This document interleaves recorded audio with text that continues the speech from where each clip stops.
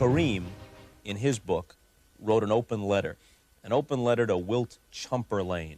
Now, there was a history that preceded this. You had been critical of him, although part of the history, I should say, includes you taking him under his wing and taking him around socially and giving him pointers and whatnot when he was a very young man, and he was appreciative of that. But then the relationship soured, and you were critical of him toward the end of his career, saying he didn't maximize his talents, didn't give it all he might have sometimes, wasn't as good a rebounder as he should have been.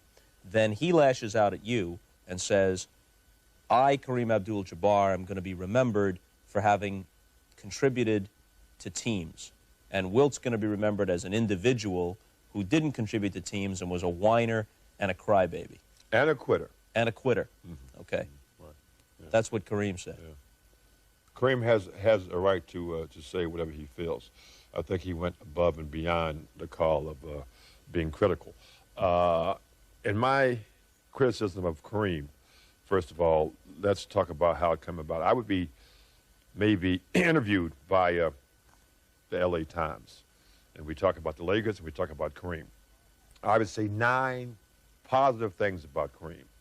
Like if I had to go to someone in the last part of the game, give it to Kareem. He wants it, he does well with it. The 10th thing I may say is that, but I don't think he rebounds very well. I don't think he's really doing the job there that he could do and he should do. Headlines next day is Wilt criticized Kareem for not doing his job, rebounding or whatever. So that's how Kareem began to view that I was maybe taking him apart in the latter stage of his game. And I must say this now, and I never said it public before. I respected Kareem, and I had a lot of guys who I respected in sports, Joe Louis, Sugar Ray Robinson, Willie Mays, and a few others, Muhammad Ali, who I thought should have given it up 2 or 3, 4 years before they did. And they lost, I believe, a lot of esteem by not doing so. I felt the same about Kareem. And maybe I was subconsciously saying some things about him so he could maybe give it up because I thought it was time for him to do so. And that was my personal opinion, and it may not have been his, and he has a right to feel, you know, maybe somewhat taken by that. But I never really went to his measures to talk about, you know, a quitter. I mean, I played in games and situations where I'm sure a great many athletes would never play.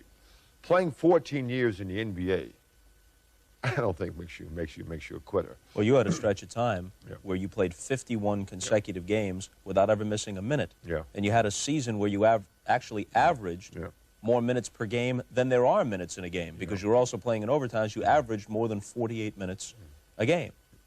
So what does that tell you, though, Bob? I think that he was just maybe a little angry or being misguided, and once again, as Bill Russell may have done, just venting a little anger and saying something that he really doesn't mean.